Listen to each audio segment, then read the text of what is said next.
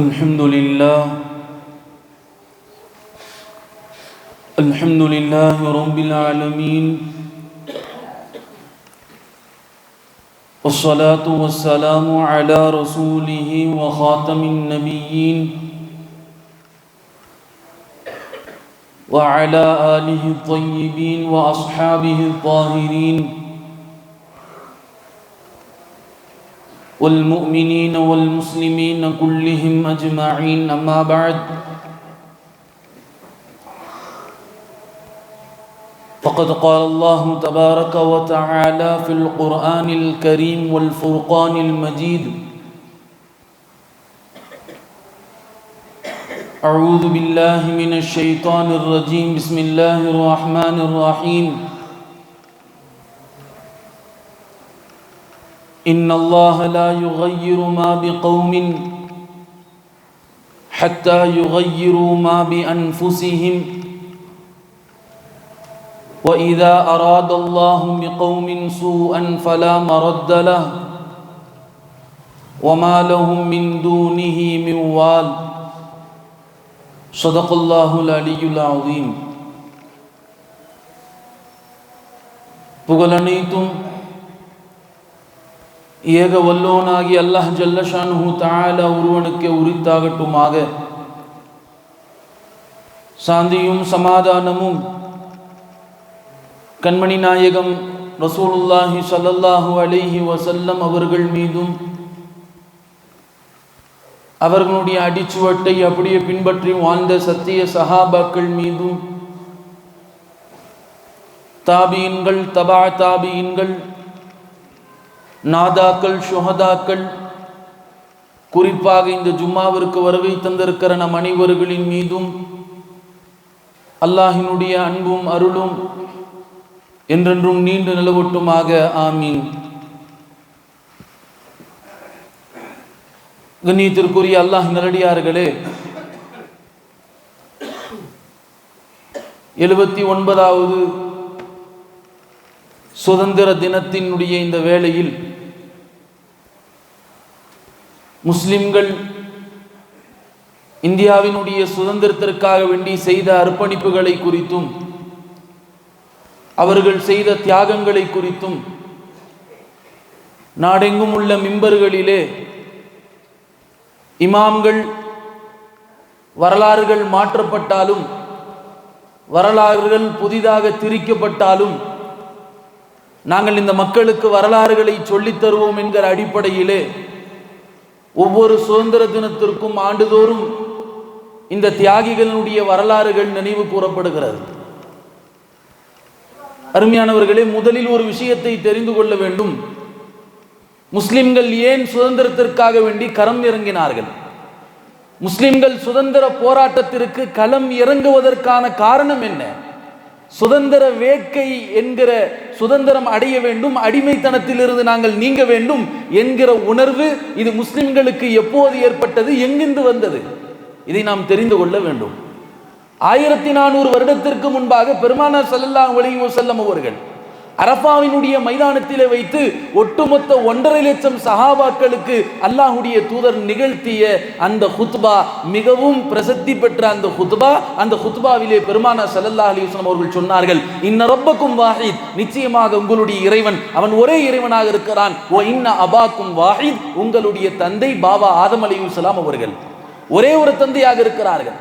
மேலும் பெருமானார் ஸல்லல்லாஹு அலைஹி வஸல்லம் அவர்கள் சொன்னார்கள்: உங்களில் வெள்ளையனை விட கருப்பனுக்கு அந்தஸ்திலே எந்த விதமான உயர்வும் இல்லை. உங்களிலே கருப்பனை விட வெள்ளையனுக்கு அந்தஸ்திலே எந்த விதமான உயர்வும் இல்லை. சொல்லிவிட்டு பெருமானார் ஸல்லல்லாஹு அலைஹி வஸல்லம் அவர்கள் சொன்னார்கள்: உங்களில் சிறந்தவர் யார் தெரியுமா? உங்களிடத்திலே யாரிடத்திலே தக்வா இருக்கிறதோ அவர்கள் தான் உங்களில் சிறந்தவர்கள் என்பதாக பெருமானார் சொன்னார். சிறந்த மனிதருக்கான அடையாளத்தை பெருமானார் ஸல்லல்லாஹு அலைஹி வஸல்லம் அவர்கள் சொல்லி தந்தார்கள். தக்வா இருந்தது என்று சொன்னால் நீங்கள் தான் சிறந்த மனிதர்கள். உங்களிலே ஏற்றத்தாழ்வு கிடையாது, அடிமைத்தனம் என்பது கிடையாது. ஒரு மனிதனை வைத்து அடிமையாக வைத்திருக்க வேண்டும் என்கிற அடிமைத்தனம் இருக்கிறது, இது கிடையாது என்பதாக பெருமானார் ஸல்லல்லாஹு அலைஹி வஸல்லம் அந்த அரபு மக்களிடத்திலே ஒட்டுமொத்த சஹாபாக்களிடத்தில் சொன்ன விஷயம் இது. அப்ப நீங்க கேட்கலாம், அப்ப அரபு மக்களிடத்திலே அடிமைகள் இருந்தார்களே, நிறைய அடிமைகளை வேலைக்காக வேண்டி வைத்துக் கொண்டார்களே, பெருமானார் ஸல்லல்லாஹு அலைஹி வஸல்லம் தங்களுடைய தீன் அல்லாஹ் நுபுவத்தை கொடுத்து 23 ஆண்டு காலம் அங்கே அழைப்பு பணி செய்தார்களே, அதில் மிக முக்கியமான பணி பெருமானார் செய்தது என்ன தெரியுமா? அடிமைத்தனத்தை ஒழிக்க வேண்டும் என்று பெருமானார் போராடினார்கள். அடிமைத்தனத்தை ஒழிக்க வேண்டும். இங்கே யாருக்கும் யாரும் அடிமை இல்லை, யாரிடத்திலும் அடிமையாக வேலை பார்க்க வேண்டிய அவசியம் இல்லை. வேலை பார்த்து கூலி வாங்கலாமே தவிர அவருக்கு அடிமையாக, அவரிடத்திலே கொத்தடிமையாக இருப்பதற்கு இங்கே அனுமதி இல்லை. அந்த சுதந்திரத்தை கொடுக்க வேண்டும் என்று பெருமானார் ஸல்லல்லாஹு அலைஹி வஸல்லம் 23 ஆண்டு காலம் போராடினார்கள். பெருமானார் ஸல்லல்லாஹு அலைஹி வஸல்லம் பல அடிமைகளை உரிமை விட்டிருக்கிறார்கள். பல அடிமைகளை அல்லாஹ்வுடைய தூதர் நிக்காஹ் செய்திருக்கிறார்கள். மாரியா கிபித்தியா என்கிற பெண்மணியை பெருமானார் ஸல்லல்லாஹு அலைஹி வஸல்லம் அடிமையாக இருந்து அந்த பெண்மணியை பெருமானார் நிக்கா செய்தார்கள். எந்த மனைவியிடத்திலும் பிறக்காத குழந்தை அன்னை ஹதீஜா ரலியல்லாஹு அன்ஹா அவர்களுக்கு பிறகு பெருமானாருக்கு குழந்தை பிறக்கவில்லை. ஆனால் பிறந்தது யாருக்கு தெரியுமா? மாரியா கிபித்தியா என்கிற அடிமை பெண்ணை திருமணம் செய்தார்கள். அந்த பெண்ணின் மூலமாக ஒரு ஆண் குழந்தை பிறந்தது. பெருமானார் ஸல்லல்லாஹு அலைஹி வஸல்லம் இந்த ஆண் குழந்தைக்கு என் தந்தை இப்ராஹிம் அலைஹிஸ்ஸலாம் அவர்களுடைய பெயரை சூட்டுகிறேன் என்று இப்ராஹிம் அலைஹிஸ்ஸலாம் அவருடைய பெயரை வைத்தார்கள். அடிமை பெண்ணை பெருமானார் திருமணம் செய்தார்கள். ஒட்டுமொத்த அரபு உலகமும் பெருமானார் ஸல்லல்லாஹு அலைஹி வஸல்லம் அவர்கள் செய்த இந்த காரியத்தை திரும்பி பார்த்தது. பெருமானார் இப்படி ஒரு நபியாக இருக்கிற போது இவர்கள் அடிமை பெண்ணை திருமணம் செய்கிறார்களே என்று ஒட்டுமொத்த அரபுலோக மக்களும் அந்த பெருமானார் ஸல்லல்லாஹு அலைஹி வஸல்லம் செய்த செயலை ஆச்சரியத்தோடு பார்த்தார்கள். நீங்க பார்க்கலாம், இஸ்லாத்திலே நிறைய குற்ற விஷயங்களுக்கு பரிகாரமாக அல்லாஹ்வுடைய தூதர் இந்த மார்க்கம் சொல்லி தருகிற விஷயம் என்ன தெரியுமா? முதலிலே ஒரு அடிமையை வாங்கி உரிமை விடுவது. ஒரு குற்றம் செய்து விட்டால் அதற்கான முதல் பரிகாரம், ஒரு சத்தியத்தை முறித்து விட்டால் அதற்கான முதல் பரிகாரம், ஒரு மனைவியோடு நோன்புடைய காலத்திலே உடலுறவு கொள்ளக்கூடாது, ஹராமாக இருக்கிறது, அந்த நேரத்திலே உடலுறவு கொண்டு விட்டால் அதற்கான முதல் பரிகாரம் என்ன தெரியுமா? ஒரு அடிமையை வாங்க வேண்டும், அந்த அடிமையை உரிமை விட வேண்டும். பெருமானார் ஸல்லல்லாஹு அலைஹி வஸல்லம் தங்களுடைய காலங்களிலே 23 ஆண்டு காலங்களில் இந்த அடிமைத்தனத்தை ஒழிக்க வேண்டும் என்பதாக பெருமானார் பல கட்டங்களிலே போராடினார்கள். சஹாபாக்களை ஆர்வப்படுத்தினார்கள். அடிமைகளை வாங்கி உரிமை விடுங்கள் என்று பெருமானார் சஹாபாக்களை ஆர்வப்படுத்தினார்கள். பிலால் ரலியல்லாஹு அன்ஹு எப்படி வந்தவர்கள்? அடிமை ஹஜ்ரத் அபூபக்கர் சித்திக் ரலியல்லாஹு அவர்கள் ஹஜ்ரத் பிலால் ரலியல்லாஹு அன்ஹு அவர்களை வாங்கினார்கள், உரிமை விட்டார்கள். கொத்தடிமையாக இருந்த பிலால் ரலியல்லாஹு அன்ஹு அவர்களை வாங்கி உரிமை விட்டார்கள். இந்த பிலால் ரலியல்லாஹு அன்ஹு அவர்கள் அடிமையாக இருக்கிற போதுதான் பெருமானார் ஸல்லல்லாஹு அலைஹி வஸல்லம் காபத்துல்லாவிலே ஏறி பாங்கு சொல்லுமாறு சொல்லி தந்தார்கள். பெருமானார் சொன்னார்கள், பிலாலே வாருங்கள், நீங்கள் காபாவின் மீது ஏறி பாங்கை சொல்லுங்கள் என்று சொல்லுகிற போது அத்தனை அரபு மக்களும் ஆச்சரியத்தோடு பார்த்தார்கள். ஒரு கருப்பு இனத்த அடிமை பெருமானார் காபாவின் மீது ஏறி பாங்கு சொல்லுகிறார்கள் என்று சொன்னால் எப்படிப்பட்ட பெருமானார் ஸல்லல்லாஹு அலைஹி வஸல்லம் இந்த அடிமைத்தனத்தை ஒழிக்க வேண்டும் என்று நினைத்திருப்பார்கள் என்று மக்கள் எல்லாம் ஆச்சரியத்தோடு பார்க்கிறார்கள். அருமையானவர்களே, பெருமானார் ஸல்லல்லாஹு அலைஹி வஸல்லம் தங்களுடைய 23 ஆண்டு காலத்திலே அழைப்பு பணிகள் செய்திருந்தாலும் அதிலே மிக முக்கியமான விஷயம் அடிமைத்தனம் இருக்கக்கூடாது என்கிற விஷயத்தை முஸ்லிம்களுடைய இரத்தத்திலே அல்லாஹ்வுடைய தூதர் திணித்த காரணத்தினால்தான் ஏறத்தாழ இன்றைக்கு 1900ற்கு பிறகுதான் வரலாறு இருக்கிறது. 1900ற்கு பிறகு யாரெல்லாம் இந்திய சுதந்திரத்திற்காக வேண்டி போராடினார்களோ அவர்களுடைய வரலாறுகள் தான் பதிவு செய்யப்படுகிறது. சுதந்திரம் என்பது 1900ற்கு பிறகு உருவானதல்ல. அதற்கு முன்பாக ஏறத்தாழ 300 ஆண்டு காலம் 1600 சுதந்திரத்திற்காக வேண்டி முஸ்லிம்கள் போராட ஆரம்பித்து விட்டார்கள். சுதந்திர வேட்கையை மக்களுக்கு மத்தியில் புகுத்தியவர்கள் முஸ்லிம்கள். மக்களுக்கு மத்தியில் ஆர்வத்தோடு நாம் யாருக்கும் அடிமையாக இருக்கக்கூடாது, இந்த ஆங்கிலேயர்களுக்கு நாம் அடிமையாக இருக்க மாட்டோம் என்கிற விஷயத்தை மக்களுக்கு ஆழமாக சொன்னவர்கள் முஸ்லிம்கள். அவர்கள் போர்க்களத்திலும் முன்னின்றார்கள். முன்னின்றது மாத்திரமல்ல, இரத்தத்தையும் இந்த நாட்டிற்காக வேண்டி தியாகம் செய்தார்கள் என்கிற விஷயத்தை எல்லாம் வரலாறுகள் வழியாக நாம் பார்த்து கொண்டிருக்கிறோம். அருமையானவர்களே, இந்திய நாட்டிற்கான பெருமை என்ன தெரியுமா? இந்த நாட்டிற்கான பெருமை உலமாக்கள் கிதாபுகளில் எழுதுகிறார்கள். ஏறத்தாழ 90 நாடுகள் ஆங்கிலேயர்களுக்கு அடிமையாக இருக்கிற போது இந்தியாவில் மட்டும்தான் சுதந்திர ஒளி ஒலித்தது என்பதாக எழுதுகிறார்கள். இந்தியாவில் மட்டும்தான் சுதந்திர ஒளி ஒலித்தது. 90 நாடுகள் அடிமையாக இருந்து கொண்டிருக்கிறார்கள் ஆங்கிலேயர்களுக்கு, ஆனால் இந்தியாவில் மட்டும்தான் சுதந்திர ஒளி ஒலித்தது என்பதாக எழுதுகிறார்கள். அதனால்தான் 1947 ஆண்டு சுதந்திரம் பெறுகிற போது இந்த நாட்டினுடைய முதல் பிரதமர் இரவு 12 மணிக்கு அவர் ஒரு அறிவிப்பு செய்கிறார். அவர் ஒரு விஷயத்தை சொல்லுகிறார். என்ன விஷயம் தெரியுமா? சொல்லுகிறார், when the world is sleeping, ஒட்டுமொத்த நாடுகளும் தூங்கிக் கொண்டிருக்கிறது, இந்தியா இஸ் அவேக்கிங் சொன்னார். ஒட்டுமொத்த நாடுகளும் தூங்கிக் கொண்டிருக்கிறது, இந்தியா மட்டும்தான் விழித்துக் கொண்டதுன்னு சொன்னார். இந்தியா மட்டும்தான் விழித்துக் கொண்டது. அத்தனை நாடுகளும் 90 நாடுகள் அடிமைகளாக இருக்க, இந்தியாவில் மட்டும்தான் நாங்கள் யாருக்கும் அடிமையாக இருக்க மாட்டோம் என்கிற எண்ணத்தை உருவாக்கியவர்கள் முஸ்லிம்கள். அதே போல இந்திய நாட்டிற்காக வேண்டி உயிர் தியாகம் செய்து இந்த நாட்டிற்கான சுதந்திரத்தை வாங்கி தந்தவர்கள் பல மக்கள் இருந்தாலும் அதிலே ஏறத்தாழ 2/3 பங்கு முஸ்லிம்களுடைய அர்ப்பணிப்புகள் இருக்கிறது என்பதாக நாம் வரலாற்று கிதாபுகளிலே பார்த்து கொண்டிருக்கிறோம். அருமையானவர்களே, இந்த நாட்டினுடைய பெருமைகளில் இதொன்றும் சொல்லுகிறார்கள். இந்திய நாட்டிலே சுதந்திரத்திற்காக வேண்டி பல்வேறு போராட்டங்கள் கையாளப்பட்டது. வேற ஒரு நாடுகள் என்று சொன்னால் ஒரு சின்ன விஷயத்திற்காக வேண்டி போராட்டங்கள் இருக்குமா என்று தெரியவில்லை. ஆனால் இந்தியாவிலே நாங்கள் நிச்சயமாக சுதந்திரத்தை பெற்றாக வேண்டும் என்பதற்காக வேண்டி பல்வேறு போராட்டங்கள், கதராடிகளை அணிந்து ஆங்கிலேயர்களை எதிர்த்த மக்கள் இருக்கிறார்கள். ஒத்துழையாமை போராட்டம், நாங்கள் ஆங்கிலேயர்களுக்கு ஒருபோதும் ஒத்துழைக்க மாட்டோம், எங்களுடைய ஃபத்வாக்கள் ஒத்துழைக்காது, எங்களுடைய மார்க்க சட்டங்கள் ஒத்துழைக்காது என்று சொல்லி உலமாக்கள் ஒத்துழையாமை போராட்டத்தை நடத்தியவர்கள். வெள்ளையனை வெளியேறு என்கிற இயக்கத்தை ஆரம்பித்தவர்கள் உலமாக்களாக இருக்கிறார்கள், முஸ்லிம்களாக இருக்கிறார்கள். அருமையானவர்களே, இந்த நாட்டிலே பல்வேறு போராட்டங்கள் நடந்திருக்கிறது சுதந்திரத்திற்காக வேண்டி. இதுவும் இந்த நாட்டினுடைய பெருமை என்பதாக உலமாக்கல் கிதாபுகளில் எழுதுகிறார்கள். முஸ்லிம்கள் அவர்கள் இயற்கை குணத்திலே இருக்கக்கூடிய ஒரு குணம், நாங்கள் யாருக்கும் அடிமைப்பட்டவர்கள் அல்ல, எங்களை யாரும் அடிமைப்படுத்த முடியாது. எப்பேற்பட்டவன் வந்தாலும் சரி, எங்களுக்கு மேலாக இருந்தவனாலும் சரி, நாங்கள் ஒரே ஒரு ரப்புக்கு மாத்திரம்தான் நாங்கள் அடிமையாக இருப்போம். எங்களுடைய சிரம் தாழும் என்று சொன்னால் அது ரப்புக்கு மாத்திரம்தான் இருக்கும், வேறு யாருக்கும் எங்களுடைய சிரத்தை நாங்கள் தாழ்த்த மாட்டோம் என்கிற விஷயம் முஸ்லிம்களுடைய இரத்தத்தில் இருக்கிறது. அதனால்தான் இந்திய சுதந்திரத்திற்காக வேண்டி முன்னின்று போராடியவர்கள் இஸ்லாமியர்களாகவும் முஸ்லிம்களாகவும் இருந்து கொண்டிருக்கிறார்கள். அருமையானவர்களே, இந்த முஸ்லிம்கள் இந்த இந்திய சுதந்திரத்திற்காக வேண்டி எப்பேற்பட்ட தியாகங்கள் செய்திருக்கிறார்கள் தெரியுமா? 1857 முதலாவது இந்திய சுதந்திரத்திற்காக வேண்டி முதலாவது போர் நடக்கிறது. அதிலே ஏறத்தாழ 5 லட்சம் முஸ்லிம்கள் ஷஹீதாக்கப்படுகிறார்கள். ஒரு முஸ்லிம் அல்ல, 2 முஸ்லிம் அல்ல, 5 லட்சம் முஸ்லிம்கள். உலமாக்கல் கிதாபுகள் எழுதுகிறார்கள், டெல்லியிலிருந்து லாகூர் வரை ஏறத்தாழ 400 மைல் தூரம் இருக்கிறது. அந்த 400 மைல் தூரத்திலே உள்ள அத்தனை மரங்களிலும் முஸ்லிம்களுடைய சடலங்கள் பிணமாக தொங்கவிடப்பட்டது. முஸ்லிம்களுடைய சடலங்கள் பிணமாக தொங்கவிடப்பட்டது. அருமையானவர்களே, இது இந்திய சுதந்திரத்திற்காக வேண்டி முஸ்லிம்கள் செய்த மிகப்பெரிய தியாகம். இது தங்களுடைய உயிரை தியாகம் செய்தார்கள், தங்களுடைய உயிரை தியாகம் செய்தார்கள். ஒரு மக்கள் அல்ல, 2 மக்கள் அல்ல, 5 லட்சம் முஸ்லிம்கள். 1857 நடந்த முதல் போரில் பல முஸ்லிம்கள் ஷஹீதாக்கப்பட்டார்கள்.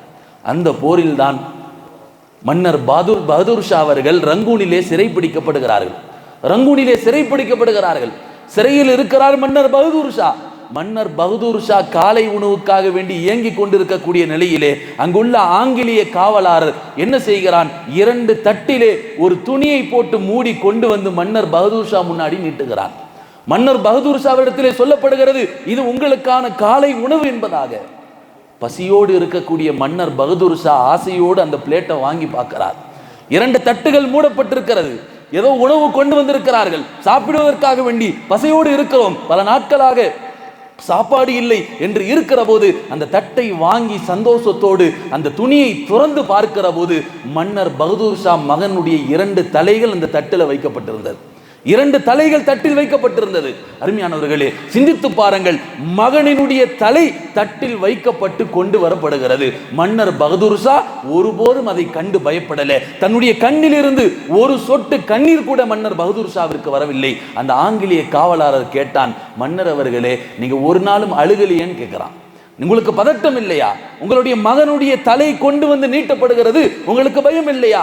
அழுகை வரவில்லையா என்று கேட்கிற போது மன்னர் பகதூர் ஷா சொன்ன வார்த்தை என்ன தெரியுமா? மன்னர்கள் அழுவதில்லைன்னு சொன்னார். மன்னர்கள் அழுவதில்லை என்பதாக சொன்னார். அருமையானவர்களே, சுஹதாக்களுடைய ரத்தம் எங்களுடைய முஸ்லிம்களுடைய ரத்தத்திலே ஓடிக்கொண்டிருக்கிறது. அதனால் இந்த நாட்டிற்கு நாங்கள் யாருக்கும் அடிமையாக மாட்டோம் என்கிற விஷயத்திலே உறுதியாக இருந்தார்கள். அந்த ஆங்கிலேயர்களை எதிர்த்து போராடினார்கள். அதனால் என்ன நடந்தது தெரியுமா? உயிர் தியாகங்கள் செய்தார்கள். மன்னர் பகதூர் ஷா அவர்கள் கொல்லப்படுகிறார்கள் என்பதாக வரலாற்று கிதாபுகளிலே பார்த்து கொண்டிருக்கிறோம். அருமையானவர்களே, மால்டா அந்தமாவின் உள்ள மால்டோவா சிறை இருக்கிறதே, அந்த சிறை இஸ்லாமியர்களை அடைப்பதற்காக வேண்டியே கட்டப்பட்டது என்பதாக வரலாற்று கிதாபுகள் எழுதப்படுகிறது. இஸ்லாமியர்கள் இந்த நாட்டிற்காக வேண்டி போராடுகிறார்கள், சுதந்திரத்திற்காக வேண்டி போராடுகிறார்கள் என்பதற்காக வேண்டியே அவர்களை கைப்பற்றி அந்த அந்தமாவினில் உள்ள மால்டோவா சிறையில் அடைக்க வேண்டும் என்பதற்காக வேண்டி கட்டப்பட்ட சிறைதான் மால்டோவா சிறை என்பதாக சொன்னார். இந்த மால்டோவா சிறையை குறித்து ஒரு சம்பவம் இருக்கிறது. இமாம் மஹ்மூத் ஷேகுல் ஹிந்த் மஹ்மூதுல் ஹசன் ரஹ்மத்துல்லாஹி அலைஹி அவர்கள் ஆங்கிலேயர்களை எதிர்த்து பல ஃபத்வாக்களை வெளியிடுகிறார்கள். தேவபந்தினுடைய மிகப்பெரிய ஒரு இமாம் அவர்கள், மிகப்பெரிய ஒரு முஃப்தி அவர்கள் பல ஃபத்வாக்களை கொடுக்கிறார்கள் ஆங்கிலேயர்களை எதிர்த்து. ஆங்கிலேயர்களை எதிர்த்து பலவிதமான போராட்டங்களை நடத்தி கொண்டிருக்கிறார்கள். ஷேகுல் ஹிந்த் மஹ்மூதுல் ஹசன் ரஹ்மத்துல்லாஹி அலைஹி அவர்கள் அன்றைய நேரத்தில் மதீனா முனவராவிற்காக வேண்டி உம்ராவிற்காக வேண்டி சென்றிருக்கிறார்கள். அங்கே சென்றிருக்கிற போது அங்குள்ள ஆங்கிலேயர்களின் மூலம் ஷேகுல் ஹிந்த் மஹ்மூதுல் ஹசன் ரஹ்மத்துல்லாஹி அவர்கள் கைப்பற்றப்பட்டு மால்டோவா சிறைக்கு கொண்டு வரப்படுகிறது. கூட இருக்கிறாங்க ஹுசைன் அஹமது மதனி ரஹ்மத்துல்லாஹி அவர்கள். தன்னுடைய ஆசிரியர் ஷேகுல் ஹிந்த் மஹ்மூதுல் ஹசன் ரஹ்மத்துல்லாஹி அவர்களை மால்டோவா சிறைக்கு அடைக்கப்படுகிறார்கள். சிறையிலே பல்வேறு கொடுமைகள் செய்யப்படுகிறது, பல்வேறு கொடுமைகள். தன்னுடைய மாணவர் சொல்லுகிறார்கள், என்னுடைய உஸ்தாதை பல கொடுமைகள் செய்தார்கள். அந்த ஆங்கிலேயர்கள், ஆங்கிலேய காவலர்கள் உஸ்தாதை பலவிதமாக சித்திரவாதை செய்தார்கள். ஆனால் ஒரு நாளும் அவருடைய வாயிலிருந்து இப்படி வார்த்தை வரவே இல்லைன்னு சொன்னாங்க. அந்த ஷேகுல் ஹிந்த் தன்னுடைய உஸ்தாதினுடைய வாயிலிருந்து வரக்கூடிய வார்த்தை என்ன தெரியுமா? சொன்னார்கள், எங்களுடைய உடலில் ஓடக்கூடியது பிலாலுடைய ரத்தம், நாங்கள் ஒருபோதும் யாருக்கும் அடிபணிய மாட்டோம், உங்களுக்கு ஆதரவாக ஒரு ஃபத்வா கூட எங்களுடைய நாவிலிருந்து வராது என்பதாக ஷேகுல் ஹிந்த் மஹ்மூதுல் ஹசன் ரஹ்மத்துல்லாஹி அவர்கள் சொல்லி காண்பித்தார்கள். கொஞ்ச நாளுக்கு பிறகு ஆங்கிலேயர்கள் இவரை கைப்பற்றி எந்த விதமான பிரயோஜனமும் இல்லை என்கிற காரணத்தினாலே ஷேகுல் ஹிந்த் மஹ்மூதுல் ஹசன் ரஹ்மத்துல்லாஹி அவர்கள் விடுவிக்கப்படுகிறார்கள். பல சித்திரவாதிகள் அனுபவித்த ஷேகுல் ஹிந்த் மஹ்மூதுல் ஹசன் ரஹ்மத்துல்லாஹி அவர்கள் அந்த நோய்வாய்ப்பட்டு அதன் காரணமாகவே கொஞ்ச நாளுக்கு பிறகு மௌத்தாகி விடுகிறார்கள். இப்போ மௌத்தாயிட்டாங்க ஷேகுல் ஹிந்த் மஹ்மூதுல் ஹசன் ரஹ்மத்துல்லாஹி அவர்கள். மௌத்தை குளிப்பாட்டுவதற்காக வேண்டி ஆடையை களைவோமா இல்லையா? அப்படி ஆடையை களைகிற போது ஷேகுல் ஹிந்த் மஹ்மூதுல் ஹசன் ரஹ்மத்துல்லாஹி அவர்களுடைய தொடையிலிருந்து சதை காணவில்லை என்பதாக சொன்னார். அத்தனை பேரும் பார்த்து அழுதுட்டாங்க. மஹ்மூதுல் ஹசன் ரஹ்மத்துல்லாஹி அவர்களுடைய தொடையிலிருந்து சதை இல்லை, வெறும் எலும்பு மாத்திரம் தான் இருக்கிறது. பக்கத்தில் இருந்த அத்தனை பேரும் அழுது விட்டார்கள். அப்போதான் சொல்லுகிறார்கள், ஹுசைன் அஹமது மதனி ரஹ்மத்துல்லாஹி அவர்கள், ஷேகுல் ஹிந்த் நம்முடைய உஸ்தாத் சிறையில் இருக்கிற போது அத்தனை கொடுமைகளை அனுபவித்தார்கள். ஆனால் ஒரு சத்தியம் வாங்கிட்டாங்க, நான் வெளியே வருகிற போது இந்த யாரிடத்திலும் சொல்லக்கூடாது. நான் கொடுமைகளை அனுபவித்தது இது அல்லாஹ்விற்காக வேண்டி, நான் செய்த தியாகங்கள் இந்த நாட்டிற்காக வேண்டி, என் ரத்தம் சிந்தியது இது அல்லாஹ்விற்காக வேண்டி, இதை யாரிடத்திலும் சொல்லக்கூடாது என்கிற சத்தியம் வாங்கிவிட்டார்கள். ஏன் இப்படி ஆகிவிட்டது என்று கேட்கிற போது ஹுசைன் அஹமது மதனி ரஹ்மத்துல்லாஹி அவர்கள் சொன்னார்கள், அங்கே சிறையில் இருக்கிற போது பல நேரங்களிலே ஹஸரத் அவர்களுக்கு சூடு போடுவாங்க, இரும்பை காய வைத்து சூடு போடுவார்கள். ஒரு நாள் சூடு போடுகிற சமயத்திலே கடுமையான சூட்டின் காரணமாக தொடையிலிருந்து சதை அருந்து விழுந்து விட்டது என்பதாக சொன்னாங்க. அருமையானவர்களே, இந்த நாட்டிற்காக வேண்டி உலமாக்கள் செய்த தியாகங்கள், இந்த நாட்டிற்காக வேண்டி முஸ்லிம்கள் செய்த தியாகங்கள், இது சக்திக்கு மீறியான தியாகங்கள் என்கிற விஷயத்தை வரலாற்று கிதாபுகளிலே எழுத மறுத்தாலும், ஆனால் இன்றைக்கு இமாம்கள் சொல்ல மறுப்பது கிடையாது. உண்மையான விஷயத்தை வரலாறுகள் அடுத்த சமூகமும் தெரிந்து கொள்ள வேண்டும், அடுத்த ஒரு சந்ததிகளும் தெரிந்து கொள்ள வேண்டும் என்கிற அடிப்படையிலே இன்றைக்கு வரலாறுகள் பேசப்பட்டு வருகிறது. அருமையானவர்களே, சொல்லுவார்கள், வரலாறை மறந்த சமூகம் அந்த சமூகம் அழிந்து போய்விடும் என்பதாக சொல்லுவாங்க. இன்றைக்கு வரலாறு என்றால் நமக்கு தூக்கம் வந்து விடுகிறது. வரலாறை படித்தா தூக்கம், ஹிஸ்டரினா தூக்கம். வரலாறை படிக்காத சமூகம், வரலாறை தெரிந்து கொள்ளாத சமூகம், அந்த சமூகம் அழிந்து போய்விடும் என்பதாக சொல்லி காட்டினார்கள். அருமையானவர்களே, இத்தனை சித்திரவாதைகள் அனுபவித்திருக்கிறார்கள். இந்த நாட்டினுடைய சுதந்திரத்திற்காக வேண்டி மால்டோவா சிறையில் அடைக்கப்பட்டார்கள். பல நபர்கள் கொல்லப்பட்டிருக்கிறார்கள், பல முஸ்லிம்கள் ஷஹீதாக்கப்பட்டிருக்கிறார்கள். மால்டோவா சிறையை உருவாக்கியதற்கான காரணம் என்ன? இஸ்லாமியர்களை அங்கே சிறை பிடிக்க வேண்டும், இஸ்லாமியர்களை அங்கே அடைக்க வேண்டும். யாரெல்லாம் இந்திய சுதந்திரத்திற்காக வேண்டி போராடுகிறார்களோ அவர்களை கைப்பற்றி அந்த மால்டோவா சிறையில் அடைக்க வேண்டும் என்பதற்காக வேண்டி உருவாக்கப்பட்ட ஒரு சிறைச்சாலை தான் மால்டோவா சிறை என்பதாக எழுதப்படுகிறார்கள். அருமையானவர்களே, இந்த நாட்டிற்காக வேண்டி கதர் ஆடை அணிந்து இந்திய சுதந்திரத்தினுடைய கண்ணியத்தை வெளிப்படுத்துவதற்காக வேண்டி கதர் ஆடை அணிகிறார்களே, இந்த கதர் ஆடைக்கு கதிர் என்று பெயர் வைத்தவர்கள் முஸ்லிம்கள். கதிர் என்று சொன்னால் கண்ணியம். லைலத்துல் கதிரில் அந்த வார்த்தை வருதா இல்லையா? கதிர் என்று சொன்னால் அரபியிலே கண்ணியம் என்கிற அர்த்தம். இந்த கதிர் ஆடைக்கு கதர் என்று பெயர் வைத்தவர்கள் முஸ்லிம்களாக இருக்கிறார்கள். இந்த வரலாறு எல்லாம் இன்றைக்கு மறைக்கப்பட்டு விட்டது. அதே போல இந்திய சுதந்திரத்துக்காக வேண்டி தியாகம் செய்த ஒரு மிகப்பெரிய மாவீரன் என்று சொன்னால் மாவீரன் திப்பு சுல்தானை சொல்ல முடியும். மாவீரன் திப்பு சுல்தானை சொல்ல முடியும். 1700 சில்லறையில் மாவீரன் திப்பு சுல்தான் அவர்கள் ஆங்கிலேயர்களை எடுத்து கடுமையாக போராடி ஆங்கிலேயர்களை துரத்த அடித்தவர்கள் மாவீரன் திப்பு சுல்தான் அவர்கள். ஒரு முறை அல்ல, இருமுறை அல்ல, ஏறத்தாழ 5 முறை ஆங்கிலேயர்களை துரத்தி அடித்தார்கள். 5 முறை துரத்தினார்கள். ஆங்கிலேயர்களுக்கு திப்பு சுல்தான் ஒரு பயம். மிகப்பெரிய ஒரு வீரர். தான் நின்ற போர்களில் அத்தனை போர்களிலும் ஜெயித்து காண்பித்தவர் திப்பு சுல்தான் அவர்கள். திப்பு சுல்தான் என்றால் ஆங்கிலேயர்களுக்கு மிகப்பெரிய பயம் இருந்தது. அருமையானவர்களே, ஒரு கட்டத்தில் திப்பு சுல்தானை நேரடியாக எதிர்கொள்ள முடியாமல் திப்பு சுல்தானை கொன்ற வரலாறு தெரியுமா? திப்பு சுல்தான் அவர்களுக்கு பின்னால் ஒரு மனிதனை ஒரு லஞ்சம் வாங்கி அந்த மனிதனை ஏவி அவர்கள் விஷம் வைத்து கொல்லப்படுகிறார்கள். திப்பு சுல்தான் கொல்லப்பட்ட பிறகு அந்த சடலத்தின் மீறி ஏறிதான் ஆங்கிலேயர்கள் சொன்னார்கள், இந்தியா இஸ் அவர் கண்ட்ரி. அதுவரைக்கும் சொல்ல தைரியம் இல்லை. இந்தியா எங்களுடைய நாடு என்று சொல்வதற்கான தைரியம் இல்லை. எப்போ திப்பு சுல்தான் மௌத்தான பிறகு அவருடைய உடலின் மீறி ஏறி சொன்னார்கள், இந்தியா இஸ் அவர் கண்ட்ரி என்பதாக சொன்னார்கள். அருமையானவர்களே, திப்பு சுல்தானினுடைய தந்தை ஹைதர் அலி அவர்கள் மிகப்பெரிய மாவீரர். தன்னுடைய தந்தையினுடைய ரத்தம் திப்பு சுல்தானுக்கு ஓடுகிறது அல்லவா? ஷஹீதாக்கப்பட்டார்கள், கொல்லப்பட்டார்கள். அந்த சடலத்தின் மீறி ஏறிதான் சொல்லப்பட்டது, இது எங்களுடைய நாடு என்பதாக சொல்லப்பட்டது. தன்னுடைய தந்தை ஹைதர் அலி அவர்களும் மிகப்பெரிய மாவீரராக இருந்தார். 1700 ஆரம்பத்திலே திப்பு சுல்தான் அவர்களுக்கு முன்பாக ஆங்கிலேயர்களை எதிர்த்து ஈஸ்ட் இந்தியா கம்பெனி என்று ஒரு விஷயம் உள்ள வருகிறது. அந்த ஆங்கிலேயர்கள் வியாபாரம் செய்ய வேண்டிய நோக்கத்தில் உள்ள வருகிறார்கள். இந்த நாட்டில் உண்மையிலுமே இந்திய நாடு என்பது ஒரு பரக்கத்து பொருந்திய நாடு. இந்த நாட்டிலே கிடைக்கக்கூடிய வளங்கள் வேறு எந்த ஊரிலும் கிடைக்கிறது அல்ல. இந்தியாவில் மட்டும்தான் இங்கே எக்ஸ்போர்ட்டுகள் அதிகம். இங்கிருந்து பலவிதமான வளங்கள் வெளிநாட்டிற்கு அனுப்பப்படுகிறது. இன்னைக்கு எல்லாத்தையும் அனுப்பி தான் இன்னைக்கு நமக்கு எல்லாம் ரேட் ஏறி போச்சு.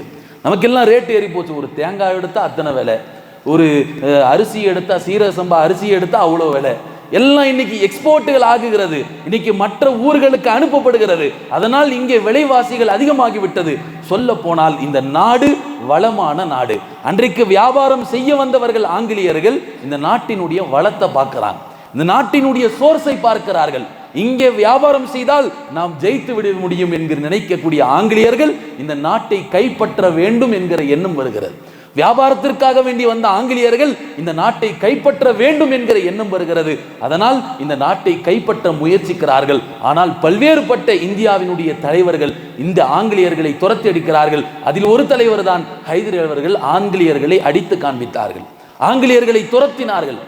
அதே போல நவாப் சிராஜுத்தௌலா அவர்கள் வங்காளத்திலே வந்த ஆங்கிலேயர்களை, கொல்கத்தாவின் ஹார்பரிலே இறங்கக்கூடிய ஆங்கிலேயர்களை அங்கே வைத்து மிகப்பெரிய ஒரு போரை நடத்தி அந்த ஆங்கிலேயர்களை தோற்கடித்தார்கள். விடுதலைக்காக வேண்டி நடந்த முதல் போர் பிளாசி போர் ஏறத்தாழ 1700 நடந்தது. அருமையானவர்களை, இன்றைக்கு வரலாறுகள் 1900க்கு மேல்தான் எழுதப்படுகிறது. விடுதலைக்காக நடந்த முதல் போர் பிளாசி போர். அந்த பிளாசி போரை நடத்தியவர்கள் நவாப் சிராஜுத்தௌலா அவர்கள். அந்த போரை நடத்தி வந்த ஆங்கிலேயர்களை அதே இடத்திலே துரத்தி அவர்களை ஓடவிட்டவர்கள் நவாப் சிராஜுத்தௌலா அவர்கள். மிகப்பெரிய ஒரு மாவீரராக இருந்தார்கள். அருமையானவர்களே, இந்திய சுதந்திரத்திற்காக வேண்டி தன்னுடைய காசு பணத்தை வாரி வழங்கியவர் வல்லல் ஹபீப் என்பதாக சொல்வாங்க. வல்லல் ஹபீப் அவர்கள் அன்றைய காலங்களில் 1942 ஒரு அரசாங்கம் உருவாக்கப்படுகிறது. நேதாஜி சுபாஷ் சந்திரபோஸ் அவர்களின் மூலமாக. இப்போ சுபாஷ் சந்திரபோஸ் அவர்கள் என்ன செய்கிறார்கள்? ஒட்டுமொத்த மக்களிடத்திலும் இந்தியாவினுடைய சுதந்திரத்திற்காக வேண்டி நிதி திரட்டுகிறார். இந்தியாவினுடைய இராணுவத்தை பலப்படுத்தினால் போதும் நாம் சுதந்திரத்தை பெற்றுவிட முடியும் என்கிற எண்ணத்திலே நிதி திரட்டுகிறார். அப்படி நிதி திரட்டுகிற போதுதான் பர்மாவிலே போய் பேசுகிறார். அங்குள்ள வியாபாரிகளிடத்திலே பேசுகிறார். பர்மா என்பது வியாபார வர்க்கத்திலே அன்றைய காலங்களிலே முதல் இடத்தில் இருந்தது. வியாபார இடத்திலே பேசுகிற போது இந்த நாட்டிற்காக வேண்டி நீங்கள் இந்திய சுதந்திரத்திற்காக வேண்டி உங்களுடைய செல்வத்தை கொடுங்கள் என்று கேட்கிற போது அந்த வியாபாரி கூட்டங்கள் சொன்னார்கள், எங்களுடைய செல்வத்தில் 10% கொடுக்கிறோம், எங்களுடைய வியாபார பொருட்களிலே 10% கொடுக்கிறோம். நேதாஜி சுபாஷ் சந்திர போஸுக்கு சரியான கோபம். எங்களுடைய மக்கள் இந்திய சுதந்திரத்திற்காக வேண்டி 5% மக்கள் கொல்லப்பட்டு கொண்டிருக்கிறார்கள், 5% மக்கள் இந்த சுதந்திரத்திற்கு ரத்தத்தை ஓட்டி கொண்டிருக்கிறார்கள். அந்த நிலையில 10% பொருட்களை கொடுக்கிறேன்னு சொல்றீங்களே, உங்களுக்கு வெக்கமா இல்லையா என்பதாக நேதாஜி சுபாஷ் சந்திர போஸ் அந்த மக்களிடத்தில் பேசுகிறார். உடனே அங்கிருந்து ஒரு தொப்பியும் தாடியுமா வச்சு ஒரு மனிதர் வருகிறார். தொப்பி தாடி வைத்துக் கொண்டு ஒரு மனிதர் வருகிறார். ஒரு காலி பேப்பரிலே எழுதி கொடுக்கிறார், 1 கோடி மதிப்புள்ள தன்னுடைய வியாபார பொருளை இந்திய சுதந்திரத்திற்காக வேண்டி நான் எழுதி தருகிறேன் என்று அதே மேடையிலே சுபாஷ் சந்திரபோஸ் இடத்திலே அந்த பேப்பரை கொடுக்கிறார். சுபாஷ் சந்திரபோஸ் அவர்கள் அந்த பேப்பரை வாங்கி படித்துவிட்டு அழுகிறார்கள். கொடுத்தவர் வல்லல் ஹபீப் என்பதாக சொல்லுவாங்க. அருமையானவர்கள், இந்த நாட்டிற்காக வேண்டி அன்றைய காலங்களிலே சுதந்திரத்திற்காக வேண்டி இந்தியா சுதந்திரம் பெற வேண்டும் என்கிற ஒரே நோக்கத்திலே நாங்கள் யாருக்கும் அடிமைகளாக ஆக மாட்டோம், அடிமைகளாக இருப்பது எங்களுடைய ரப்புக்கு மட்டும்தான் என்கிற ஒரே நோக்கத்திலே என்கிற ரத்தம் எங்களுடைய உள்ளங்களில் எங்களுடைய உடல்களிலே ஓடுகிற என்கிற எண்ணத்திலே அவர்கள் கொடுத்தார்கள். 1 கோடி ரூபாய் அன்றைய காலங்களிலே கொடுத்தார்கள் என்பதாக நாம் பார்த்து கொண்டிருக்கிறோம். அருமையானவர்களே, இப்படி சுதந்திரத்திற்காக வேண்டி பல்வேறு தியாகிகள் நம்மளுடைய இஸ்லாமிய தியாகிகள் அவர்கள் ஷஹீதாக்கப்பட்டிருக்கிறார்கள். பல்வேறு தியாகிகள் அவர்கள் தங்களுடைய இரத்தத்தை ஓட்டியிருக்கிறார்கள். இந்தியனுடைய சுதந்திரத்திற்காக வேண்டி தன்னுடைய வாழ்க்கையை அர்ப்பணித்திருக்கிறார்கள். இந்த நாட்டினுடைய முதல் பத்திரிகையை ஆரம்பித்தவர் யார் தெரியுமா? ஒரு முஸ்லிம். நாட்டினுடைய முதல் பத்திரிகையை ஆரம்பித்தவர் 1943ஆம் ஆண்டு உருது முஹல்லா என்கிற ஒரு பத்திரிகையை ஆரம்பித்தவர் தான் ஹஜரத் மொஹானி அவர்கள். ஹஜரத் மொஹானி அவர்கள் தான் உருது முஹல்லா என்கிற முதல் பத்திரிகை ஆரம்பித்தார். அதுல ஏதோ ஒரு மனிதர் ஒரு கவிதையை போறார். பத்திரிகைன்னு சொன்னா பல நபர்களுடைய கருத்தாகத்தான் ஒரு பத்திரிகையாக வெளியே வரும். அப்போ அதுல ஏதோ ஒரு நபர் ஒரு கவிதையை போடுகிறார் ஆங்கிலேயர்களை எதிர்த்து. அந்த கவிதை எப்படி இருந்துச்சுன்னு சொன்னா, அந்த கவிதையை படித்த நபர்களுக்கு ஆங்கிலேயர்களை எதிர்க்க வேண்டும் என்கிற உற்சாகத்தோடு ஒரு ஆர்வத்தோடு செயல்பட்டு விடுவார்கள். அப்பேற்பட்ட ஒரு கவிதையை அந்த மனிதர் போடுகிறார். யாரோ ஒரு மனிதர் போடுகிறார். ஆனா ஹஜரத் மொஹானி அவர்களிடத்திலே வந்து கேட்கப்படுகிறது. அந்த ஆங்கிலேயர்கள் காவலர்கள் வந்து கேட்கிறார்கள், இந்த கவிதையை இந்த பத்திரிகையிலே யார் போட்டது என்பதாக கேட்கிறார்கள். சொல்லப்படுகிறது, ஹஜரத் மொஹானி நான் தான் போட்டேங்கிறான். வேறொரு நபர் எழுதி கொடுத்த கவிதை பத்திரிகையிலே போடப்படுகிறது. ஹஜரத் மொஹானி சொன்னார்கள், இதை நான் தான் போட்டேன் என்பதாக. போட்ட காரணத்தினால் 6 மாத காலம் சிறையில் வைக்கப்பட்டார்கள். 6 மாத காலம் சிறையில் வைக்கப்பட்டார்கள் ஹஜரத் மொஹானி அவர்கள். 6 மாத காலம் தங்களுடைய அந்த பத்திரிகையை அச்சடிக்கக்கூடிய அத்தனை விஷயங்களும் அத்தனை ஆவணங்களும் அது ஜப்தி செய்யப்பட்டது. அவர்கள் 6 மாத காலம் சிறையில் வைக்கப்பட்டார்கள். ஹஜரத் மொஹானி அவர்கள் 6 மாத காலம் சிறையில் போகிற போது தங்களுடைய மனைவி இருக்கிறார்களே, முழு மாத கர்ப்பிணியாக இருந்தார்கள், நிறை மாத கர்ப்பிணியாக இருந்தார்கள் மனைவி. தன்னுடைய மனைவி குழந்தையை பெற்றெடுத்து விட்டு அந்த குழந்தையை ஹஜரத் மொஹானி அவர்களிடத்திலே காட்டுவதற்காக வேண்டி சிறைக்கு வருகிறார்கள். குழந்தையை வாங்கி கையில அந்த கம்பிக்கு நடுவில் கையை விட்டு வாங்கி ஆசையாக அந்த குழந்தையை முத்தமிடுகிறார்கள். முத்தமிட்டது ஒரு குத்தம். 6 மாத காலம் சிறை தண்டனை என்பது சிறைச்சாலையினுடைய விதிமுறையை மீறிவிட்டார்கள் என்பதற்காக வேண்டி 2 ஆண்டுகள் சிறைப்பிடிக்கப்படுகிறார்கள். 6 மாத கால சிறைச்சாலையினுடைய தண்டனை 2 ஆண்டுகளாக அது அதிகப்படுத்தப்படுகிறது. அப்போதுதான் ஹஜரத் மொஹானி இடத்துல கேட்டாங்க, நீங்க எழுதாத கவிதைக்கு எத்தனை காலம் இப்படி தண்டனை அனுபவிப்பீர்கள்? நீங்க எழுதாத கவிதை எத்தனை ஆண்டு காலம் இப்படி தண்டனையை அனுபவிப்பீர்கள் என்று கேட்கிற போது ஹஜரத் மொஹானி சொன்னாங்க, நான் எழுதாத கவிதையாக இருந்தாலும் என்னுடைய உள்ளத்திலே என்ன தோணியதோ, என்னுடைய உள்ளத்திலே என்ன உணர்வுகள் ஏற்பட்டதோ அந்த கவிதை இதுவாக இருக்கிறது, அந்த கவிதை அவர் வெளிப்படுத்தி விட்டார் என்பதாக சொல்லி காண்பித்தார்கள். அருமையானவர்களே, இந்திய சுதந்திரத்திற்காக வேண்டி இத்தனை தியாகம் செய்தவர்கள் முஸ்லிம்களாக இருக்கிறார்கள். இன்றைக்கு இந்த வரலாறுகள் எல்லாம் மறக்கடிக்கப்பட்டு விட்டது. இந்த வரலாறுகள் எல்லாம் இன்றைக்கு மாற்றி எழுதப்பட்டு கொண்டிருக்கிறது. அடுத்த சமூகத்திற்கு நாம் இந்த வரலாறுகளை சொல்லித்தர வேண்டும். வல்ல ரஹ்மான் எப்படி இந்த இந்திய சுதந்திரத்தை வாங்கி இந்த இந்தியாவை சுதந்திர நாடாக ஆக்கினோமோ அதே போல சுதந்திரத்தோடு வாழ்ந்து எந்த விதமான பாசிச விஷயமான கருத்துகள் உள்ள வராமல் நிம்மதியாக வாழ்ந்து மூத்தாக்கூடிய நல்ல நசீபை இந்த இந்திய மக்களுக்கு அல்லாஹ் தஆலா தந்தருள்வானாக. குறிப்பாக இந்திய முஸ்லிம்களுக்கு அல்லாஹ் தஆலா தந்தருள்வானாக. வாஹிரு தஅவானா அல்ஹம்துலில்லாஹி ரப்பில் ஆலமீன்.